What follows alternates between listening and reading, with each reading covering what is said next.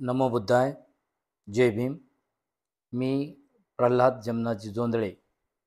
मी बौद्धाचार्य तथा तालुका कोषाध्यक्ष भारतीय बौद्ध महासभा तालुका शाखा नांदेड उत्तर चा पदाधिकारी असून मी जिल्हा परिषद शाळेवर शिक्षकसुद्धा आहे. तर या ठिकाणी या वर्षावासातील प्रवचन मालिका भारतीय बौद्ध महासभा जिल्हा शाखा नांदेड उत्तरच्या वतीने आयोजित करण्यात आलेली आहे. तर त्या अनुषंगाने ही प्रवचन मालिका माझ्याकडे विषय आहे भगवान बुद्धाचे पहिले प्रवचन अर्थात विशुद्धी मग्ग म्हणजेच विशुद्धी मार्ग. तर सर्वप्रथम या ठिकाणी अखिल विश्वाला शांतीचा संदेश देणारे महाकारुणिक तथागत भगवान गौतम बुद्ध व तुम्हा आम्हाला ज्यांनी ज्ञान अंधारातून प्रज्ञेच्या प्रकाशात आणले, माणूस म्हणून जगवले, असे प्रकांड पंडित बोधिसत्व विश्वभूषण महामानव डॉक्टर बाबासाहेब आंबेडकर या महान पुरुषांच्या विचारांना अभिवादन करून मी आजचा विषय माझा घेत आहे. तत्पूर्वी या भारतीय बौद्ध महासभेचे डॉक्टर बाबासाहेब आंबेडकर हे भारतीय बौद्ध महासभा यांनी निर्माण केली म्हणून ते the Buddhist society of India अर्थात भारतीय बौद्ध महासभाचे संस्थापक अध्यक्ष डॉक्टर बाबासाहेब आंबेडकर, या ठिकाणी मीराताई राष्ट्रीय संरक्षिका मीराताई आंबेडकर, तसेच दुसरे अध्यक्ष यशवंतरावजी आंबेडकर, राष्ट्रीय संरक्षिका मीराताई आंबेडकर या सर्वांच्या कार्यांना अभिवादन करून मी माझ्या विषयाला सुरुवात करत आहे. तर आजचा विषय जो आहे माझ्याकडे भगवान बुद्धाचे पहिले प्रवचन अर्थात विशुद्धी मग्ग. भगवान बुद्धांना आपणा सर्वांना माहिती आहे वैशाख पौर्णिमेला ज्ञान प्राप्ती झाली. इसवी सन पूर्व 538 दरम्यान भगवान बुद्ध वयाच्या 29व्या वर्षी ग्रहत्याग करतात आणि वयाच्या 35व्या वर्षी त्यांना ज्ञान प्राप्त होते आणि अख्ख्या आयुष्यभर त्यांनी संपूर्ण आयुष्यभर 45 वर्ष आपल्या धम्माचा प्रसार करतात आणि ज्या अज्ञानात खितपत पडलेल्या लोकांना ज्ञानाचा नवा मार्ग दाखवतात, जगण्याची उम्मीद आणि जगण्याचं बळ त्यांच्यामध्ये निर्माण करतात. मी असे तथागत भगवान बुद्ध त्यांना ज्ञानप्राप्ती झाली आणि ज्ञानप्राप्ती झाल्यानंतर मग त्यांनी कसा धर्म प्रस्तुत केला, समस्त जनांना दुःखातून कशा पद्धतीनं मार्गक्रमण करावं याविषयी त्यांचं विवेचन म्हणजेच पहिलं प्रवचन अर्थात विशुद्धी मार्ग त्यांनी कशा पद्धतीने समजावून सांगितला ते मी या ठिकाणी सांगत आहे. बंधूंनो, सिद्धार्थ गौतम बुद्ध ज्ञानप्राप्तीसाठी ग्रहत्याग केले आणि जवळपास 6 वर्ष त्यांनी तपश्चर्याचा मार्ग अवलंबला, परंतु त्यातून त्यांना कुठल्याही प्रकारची ज्ञानप्राप्ती झाली नाही. कठोरातली कठोर तपश्चर्या त्यांनी केली, परंतु ज्ञानप्राप्ती त्यांना न झाली. मग त्यांनी तो मार्ग सोडून दिला. हा मार्ग निश्चितच ज्ञानप्राप्तीचा मार्ग नाही.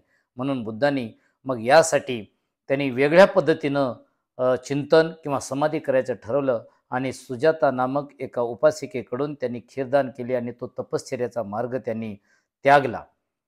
आणि त्यानंतर वैशाख पौर्णिमेला बोधिवृक्षाखाली म्हणजे पिंपळ वृक्षाखाली बुद्धगया या ठिकाणी सिद्धार्थ गौतम बुद्ध जे बोधिसत्व होते, सिद्धार्थ गौतम, त्यांना ज्ञानप्राप्ती झाली वैशाख पौर्णिमेला. जवळपास त्यांनी त्या ठिकाणी 4 आठवडे त्या ज्ञानप्राप्तीसाठी बोधिवृक्षाखाली त्यांनी ते 4 आठवडे घालवले आणि मग त्यांना वैशाख पौर्णिमेच्या दिवशीच 3ऱ्या प्रहरी ज्ञानप्राप्ती झाली. मग त्यांना ज्ञानप्राप्ती झाली म्हणजे काय झालं तर त्यांना संपूर्ण सत्य कळालं. त्यांना कळालं की जगामध्ये दुःख आहे आणि त्या दुःखाला कारण आहे, ते दुःख नष्ट करता येते आणि ते दुःख नष्ट करण्याचा मार्गसुद्धा आहे. हे तथागत भगवान बुद्धांनी शोधून काढले. असं म्हणतात की त्यांना त्या ठिकाणी 6 प्रकारच्या अभिज्ञा प्राप्त झाल्या. समस्त मानवजातीच्या दुःखाचं कारण कळालं आणि जे सत्य आहे त्या सत्य गोष्ट त्यांना कळून आली. आणि आत्मा ईश्वर आपला करता करविता कोणी नसू, माणूसच त्याच्या अ, खरा का भाग्याचा शिल्पकार असतो, त्याच्या जीवनाचा शिल्पकार असतो. तो ज्या पद्धतीने विचार करतो, ज्या पद्धतीनं तो वागतो, त्या पद्धतीनं त्याचं जीवन घडत असते. माणसाचं मन हे सर्व गोष्टीचं चं मूळ आहे आणि त्या माणसाच्या मनामुळंच सगळे संस्कार हे उद्भवले येतात. माणूस कृती करतो, चांगली कृती करतो अथवा वाईट कृती करतो, परंतु ती कृती करण्यामागे माणसाचं मनच कारणीभूत असतं आणि मानवाला हे दुःख, म्हणून भगवान बुद्ध सांगतात की दुःख आहे जगामध्ये. मग ते किती प्रकारचं दुःख आहे? जातीपी दुःख, जरापी दुःख, मरणांपी दुःख. म्हणून बुद्धांनी दुःखाचे एकूण 12 प्रकार सांगितले आहेत, की तुमचं जन्म दुःख आहे, जरा दुःख आहे, मरण दुःख आहे, व्याधी दुःख आहे आणि कुठलीही गोष्ट तुमच्या मनासारखी न होणं हे दुःख आहे. किंवा आपल्याला आपल्या प्रिय लोकांचा, प्रिय व्यक्तींचा सहवास निघून जाणे किंवा आपल्याला तो विरह सहन होत नाही प्रिय लोकांचा आणि ते एक दुःख आणि अप्रिय लोकांची संगती होणं हे सुद्धा दुःख आहे. आणि नंतर 5 उपादान स्कंद जे आहेत, आपण जे उपादान स्कंद म्हणतो त्याच्यामधून सुद्धा माणसाला असक्ती निर्माण होते, ते सुद्धा दुःखाचं कारण आहे. अशा प्रकारे 12 प्रकारचे दुःख आहेत. व्यक्तीला कुठल्याही जन्माच्या व्यक्तीला ते दुःख भोगावे लागतात आणि ते दुःख का निर्माण होतात? तर राग, द्वेष, मोह कुठल्याही पदार्थामध्ये आसक्ती आणि दुःखाचे कारण सुद्धा बुद्धांनी शोधून काढलं, की दुःख का का होते माणसाला. आणि ते दुःखाचे कारण तृष्णा यापेक्षाही दुःखाचे कारण हे अविद्या आहे. अविद्येमुळे सर्व प्रकारच्या गोष्टी होतात. अविद्या पच्चाय संकारा, संकारा पच्चाय वियानम, वियानम पच्चाय वेदना. अशा पद्धतीनं भगवान बुद्धांनी प्रतीत्य समुत्पादाचा सिद्धांताचं सुद्धा त्यांना त्या ठिकाणी ज्ञान प्राप्त झालं. आणि त्या सिद्धांत अशा 12 प्रकारच्या कड्या आहेत प्रतीत समुत्पाद सिद्धांताच्या. अनुलोप प्रतीत्य समुत्पाद सिद्धांत आणि प्रतिलोम प्रतीत्य समुत्पाद सिद्धांत. या सिद्धांतातून भगवान बुद्धांनी दुःखाचं कारण शोधून काढलं, तुमच्या अविद्येचं कारण शोधून काढलं. आणि ह्या दुःखाच्या कडा जर आपण सोडीत गेलो तर आपण निश्चितच दुःखमुक्ती होऊ आणि मुक्ती प्राप्त करू, म्हणजे निर्वाण प्राप्त करू. निर्वाण म्हणजे दुसरी काही नसून ते मनाची उच्चतर अशी अवस्था, की ज्यामध्ये आपण कुठल्याही प्रकारचं दुःख, क्लेश, मोह, राग ह्या सगळ्या गोष्टी काढून निर्मळ असं मन होतं तयार आणि कुठल्याही प्रकारच्या मनामध्ये चित्तमल राहत नाहीत आणि निर्वाणाची आणि सुखाची अवस्था म्हणजे निर्वाण होय. अशा प्रकारचं तथागत भगवान बुद्धांना गया या ठिकाणी पिंपळ वृक्षाखाली ज्ञान प्राप्त झालं आणि बुद्ध विचार करतात, की आता मला जे ज्ञान प्राप्त झालं ते हे झालेलं ज्ञान प्राप्त मी कोणाला सांगू? हे कोण हे आणि खूप हे गहन असा विषय आहे धम्माचा, ज्ञानाचा आहे. हा जो मला धम्म समजला तो सांगण्यासाठी किंवा समजून घेण्यासाठी जे कोणी क्षमतावान आहेत ह्याचा शोध बुद्धांनी घेतला. त्यांनी त्यांचे एकेकाळचे गुरु राहिलेले म्हणजे त्यांनी जे सिद्धार्थ असताना ज्यांच्या आश्रमामध्ये वेळ घालला असे अलार कलाम यांचा शोध घेतला असता त्यांना कळते की अलार कलाम हे यांचं निधन झालेले असते. मग त्यांनी उदक रामपुताचा विचार करतात, त्याचंही निधन झालेले असते 1 दिवसापूर्वी. मग त्यांनी ठरवतात की मला जे ज्ञान मिळालेले आहे आणि जो धम्म सापडलेला आहे तो धम्म मी जे माझ्यासोबत 5 परिवारजक होते 6 वर्षाच्या काळात तपश्चर्या करताना त्या ठिकाणी परिसरात माझ्या राहिले, त्यांनी माझी खूप सेवा केली.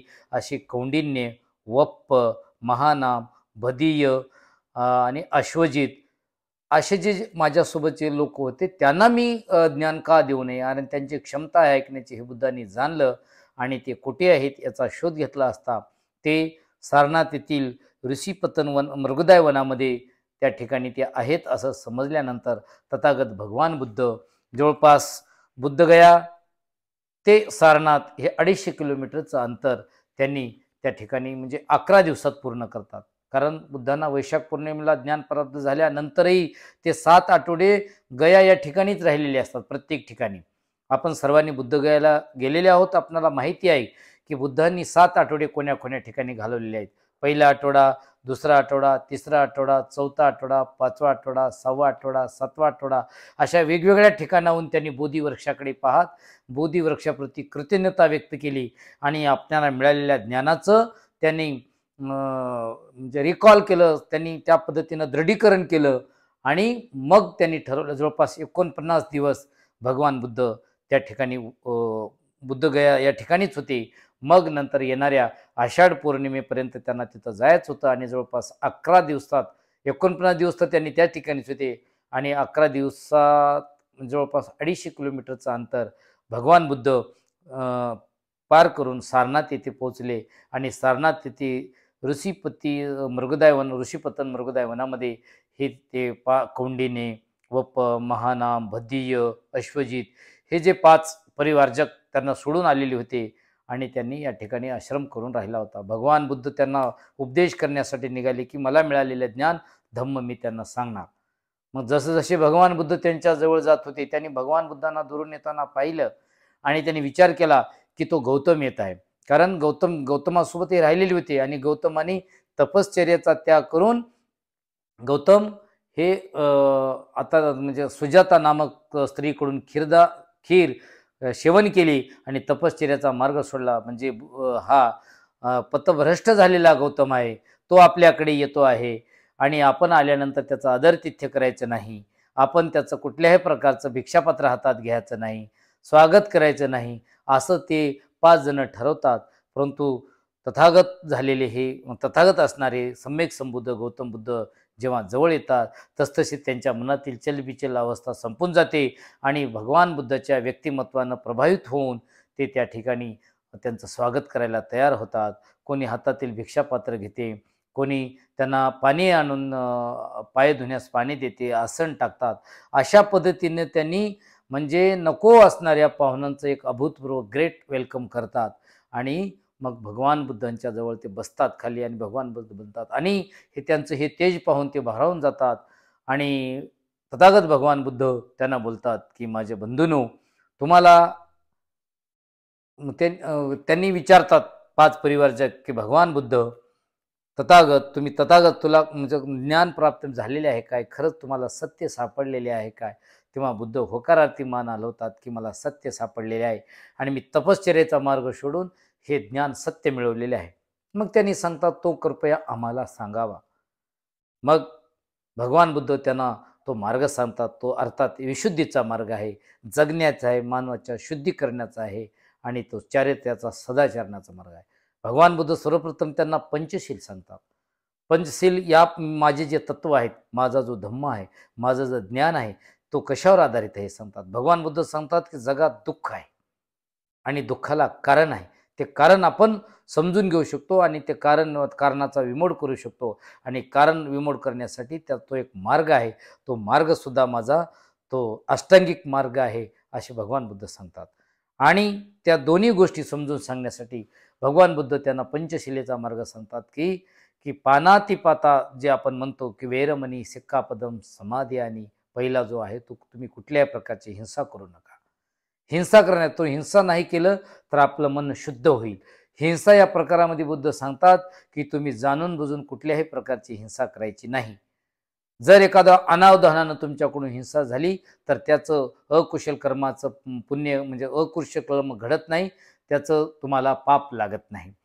परंतु तुम्ही जाणून बुजून एखाद्याच्या प्रती द्वेष, राग ठेवून जेव्हा तुम्ही हे कराल, तेव्हा ते निश्चितच धोकादायक आहे, असे बुद्ध सांगतात. म्हणून त्यांनी पहिलं शील सांगले, की कुठल्याही प्रकारची हिंसा करायची नाही.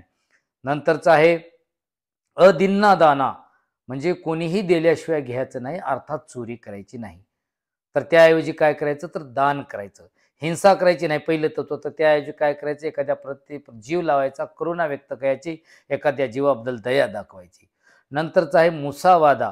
मुसावादा म्हणजे खोटे बोलणे नाही. मुसावादा या ठिकाणी 4 गोष्टीचा समावेश आहे.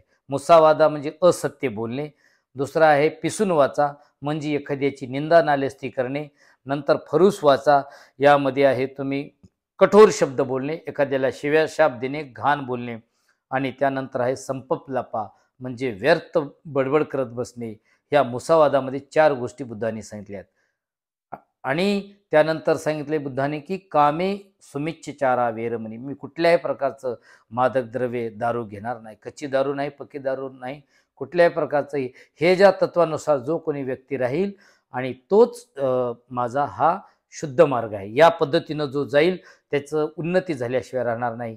तुम्ही कुठलेही काया क्लेश न करता या पद्धतीनं जर वागलात तर तुमच्या जीवनाची उन्नती होते. हा माझा हा पहिला विशुद्धी मार्ग आहे. जो मला ज्ञान मिळाले आहे त्याची ही 5 तत्वे आहेत. परिवारजको, ही तत्वे तुम्ही पाळली पाहिजेत. तरच तुम्ही तुमचा मार्ग शोधू शकता जीवनाचा. मग बुद्धांनी त्यांना सांगितलं पुन्हा हा जो मार्ग आहे तर तुमचा हा दुःख कमी करू शकतो. आणि त्यानंतरचा जो अष्टांगिक मार्ग आहे त्यामध्ये बुद्ध सांगतात की सम्यक दृष्टी, सम्यक संकल्प, सम्यक वाणी, सम्यक कर्मांत, सम्यक आजीविका, सम्यक व्यायाम, सम्यक स्मृती आणि सम्यक समाधी, हे 8 मार्ग बुद्धांनी आपल्या दुःखाला समूळ नष्ट करण्याचे सांगितले आहेत.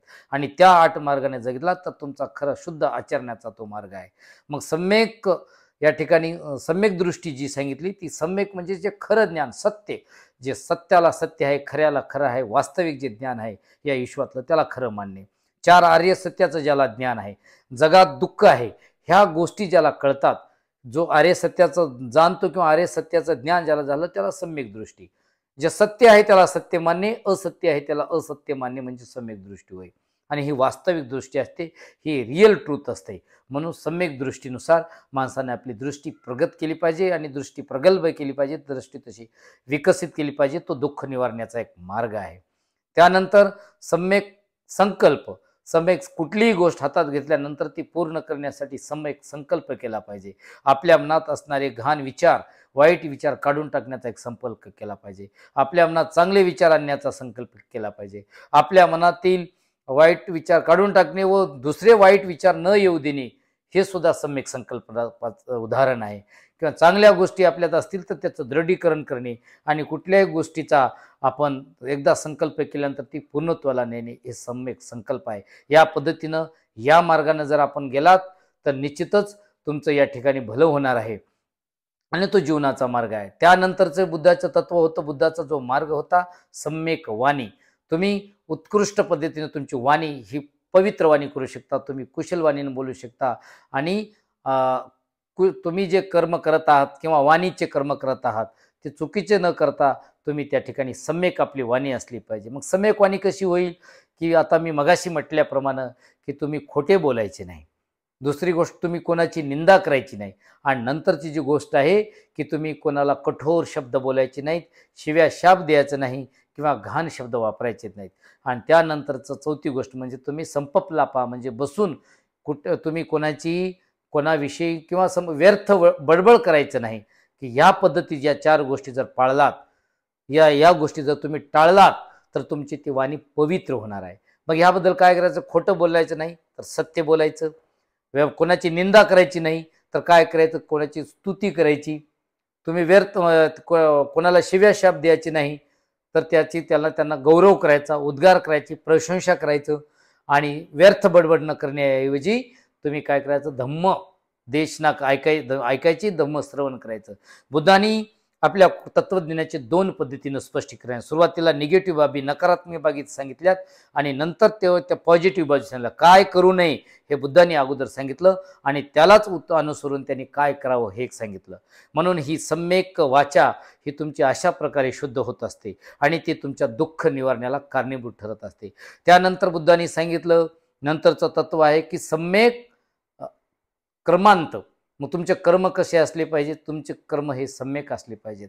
बुद्ध सांगतात की काया वाचा मन याच्याने व्यक्ती कर्म करत असतो. कायेनं आपण 3 पद्धतीचे कर्म करतो.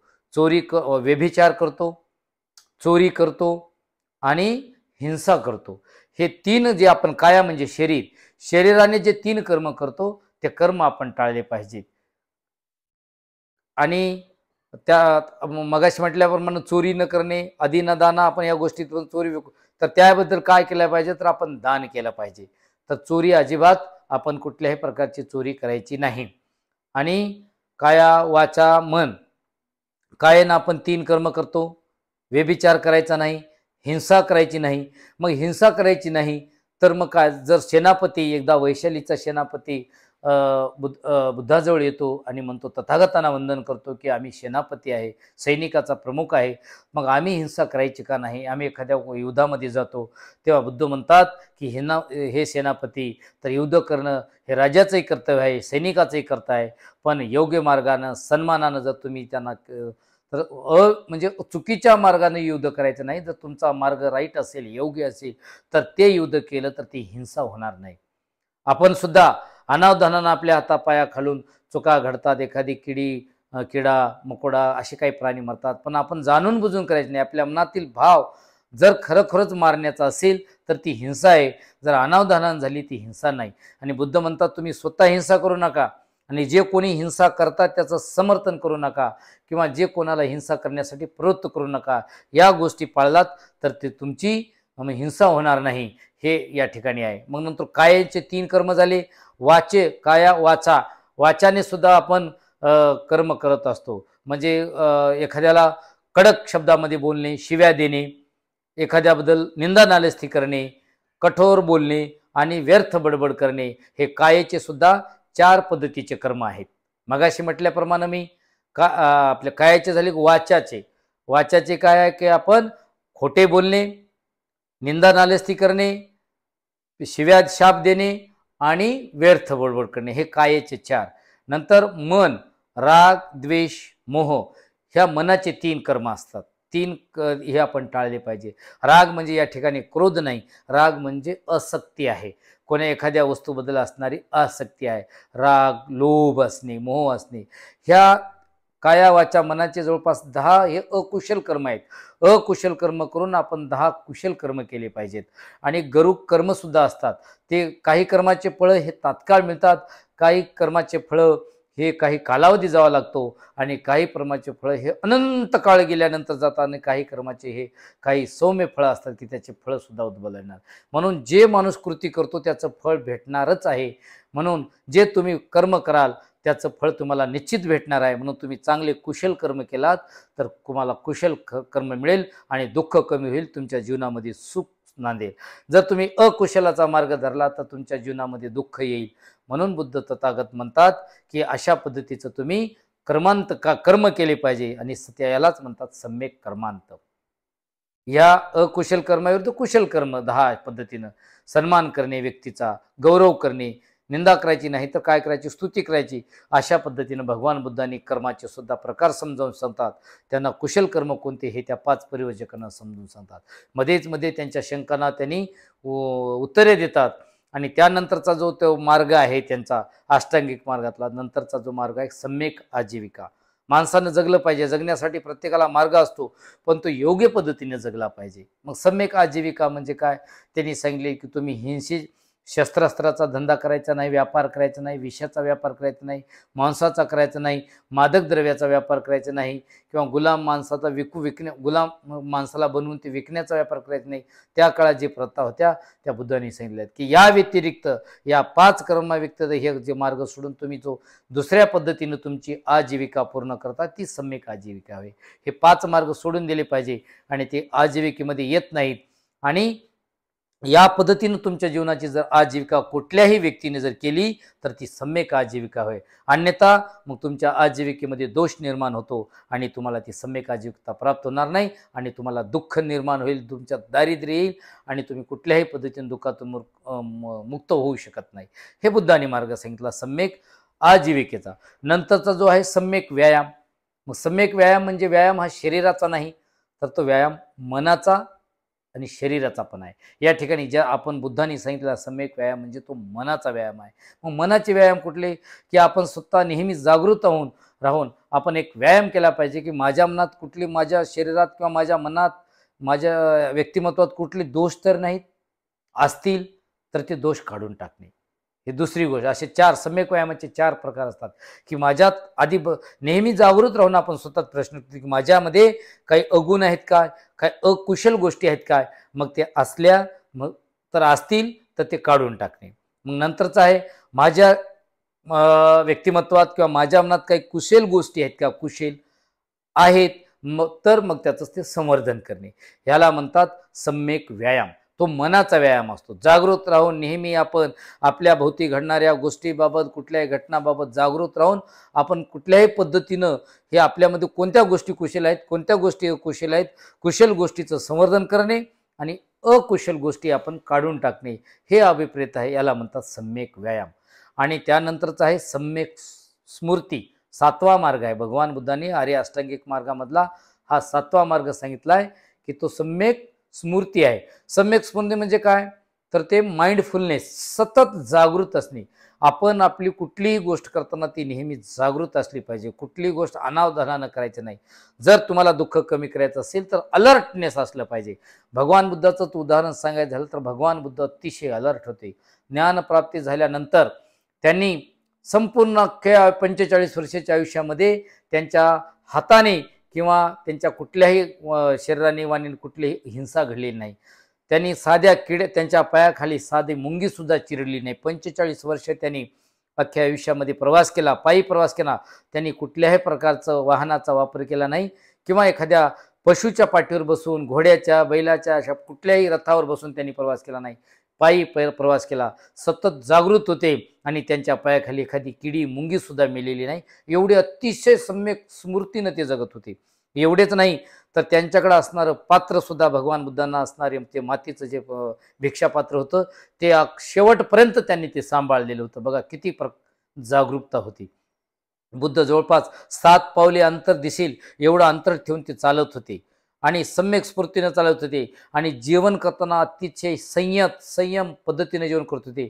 अख्ख्या आयुष्यामध्ये जेवण करताना त्यांनी कुठल्याही तोंडाचा आवाज मच जशा पद्धतीने करतो त्यांनी केला नाही आणि भगवान बुद्धाच्या तोंडाला कधीही खरकट लागलं नाही. एखादा जेवण करत असताना त्यांनी एखादा घासही कधी गळाला नाही किंवा चुकून पद्धतीनं त्यांनी कुठल्याही प्रकारच्या ह्या गोष्टी केल्या. अतिशय जागरूकतेचं उदाहरण जर म्हणलं तर सम्यक संबुद्ध तथागत भगवान गौतम बुद्ध आहे.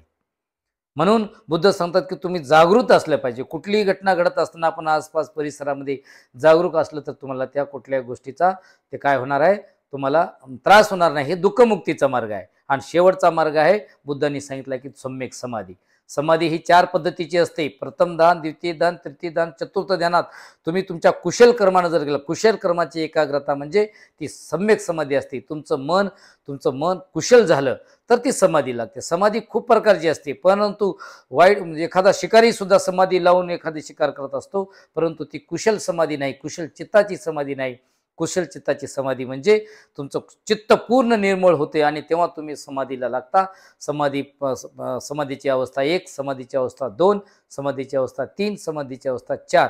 बुद्धांनी हे 4 प्रकारच्या समाधीच्या अवस्था गाठल्या होत्या. म्हणूनच त्यांना संबोधी प्राप्त झाली वैशाख पौर्णिमेला.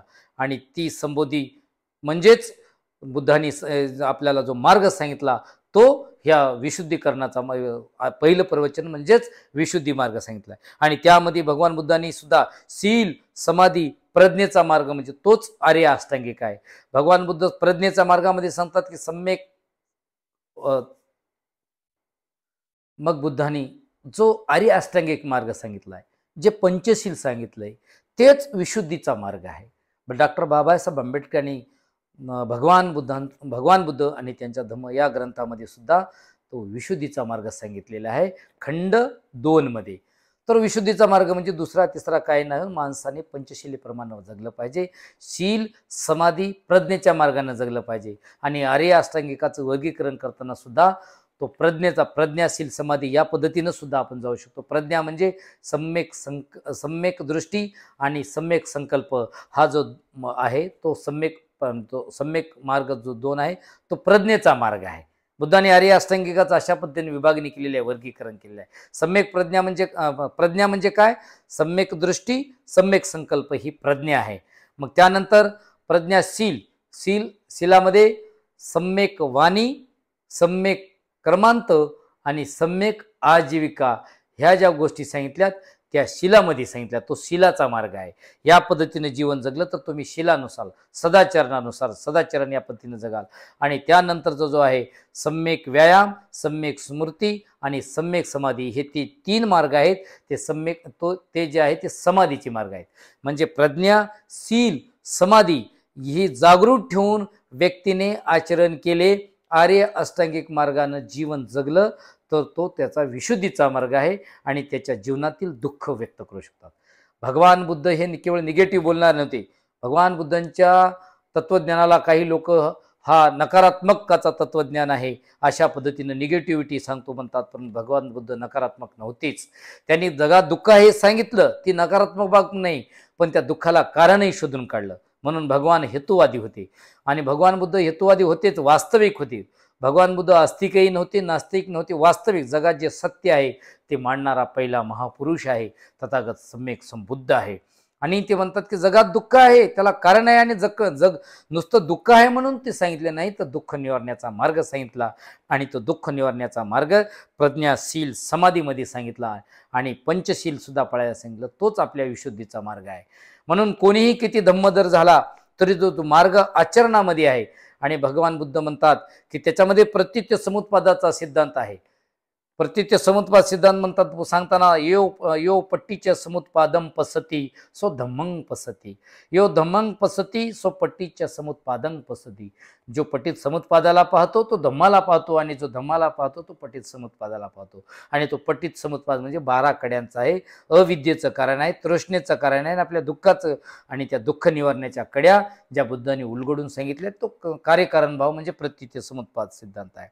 म्हणून बुद्ध म्हणतात की आता यानंतर माझा जन्म का नाही, म्हणतात की मी हे सर्व प्रकारचे दुःख क्लेश मनातून काढून टाकले आणि माझं चित्त निर्मळ केलं. म्हणून अनेक जाती संसारम संदावीसम अनिब्यसम गहकारकम गवे संतू दुःखा जाती पुनंग पुन्हा पुन्हा पुन्हा ह्या दुःखचक्रामध्ये मी अडकून न पडता आता या ठिकाणी मी मुक्त झालोय. मी निर्वाण प्राप्त केलेले आहे, अरंत झालेले आहे. माझ्या मनामध्ये कुठल्याही प्रकारचा राग द्वेष नाही. म्हणून भगवान बुद्धांना आपण अरंत सम्यक संबुद्ध म्हणतो. आणि भगवान बुद्ध या ठिकाणी खऱ्या अर्थानं सम्यक संबुद्ध झाले, विशुद्धीचा मार्ग तुम्हा आम्हा सर्वांना सांगितला. म्हणून आपल्याला जर ती गोष्ट पूर्ण करायचं असेल तर कोणीही ईश्वर नाही, आत्मा नाही, कोणीही आपलं भलं करणार नाही किंवा कोणी नाही. आपणच आपल्या भाग्याचे, आपणच आपल्या भाग्य निर्माण करू शकतो किंवा आपणच आपलं जीवन दुःखमुक्त करू शकतो. म्हणून आत्ताही अथनो नातो कोई नाथो परोश्या, कोणीही आपलं करणार नाही. आपणच आपल्या मनाला निर्मळ करून, आपल्या वाणीला निर्मळ करून, आपल्या शरीराला निर्मळ करून, आपल्या विचाराच्या प्रगतीच्या जोरावर आपण बुद्धाच्या मार्गाने जीवन जगू शकतो. विशुद्धीच्या मार्गाने जीवन जगून आपण दुःखमुक्ती करू शकतो. म्हणून मला शेवटी म्हणायचं आहे, सुको बुद्धानंग उपादो सुका धम्म सद्धम्म देसना, सुका संगस सामग्री समगानुं तयो सुखो. म्हणून शेवटी एक आहे, न तावता धम्म धरो यावता भव भासती, योच अपंपी सुत्वान्न धम्म कायेन पसती, धम्म कायेन पसती. म्हणून की माझ्याकडे जो हा विषय होता अतिशय वेळ कमी होता, आणि या कमी वेळामध्ये भगवान बुद्धाचे पहिले प्रवचन अर्थात विशुद्धी मार्ग हा जो मी सांगण्याचा प्रयत्न केला, कृपया या ठिकाणी मला संधी देण्यात आली. भारतीय बौद्ध महासभेच्या वतीनं सर्वांचं या ठिकाणी ऋण व्यक्त करतो. आणि या ठिकाणी माझ्याकडून कायेने, वाचेने, मनाने काही जर दोष घडले असतील तर ते मला मान्य आहेत. आपण ते मला तशी क्षमा करावी अशी या ठिकाणी विनंती करतो आणि थांबतो. नमो बुद्धाय. जय भीम.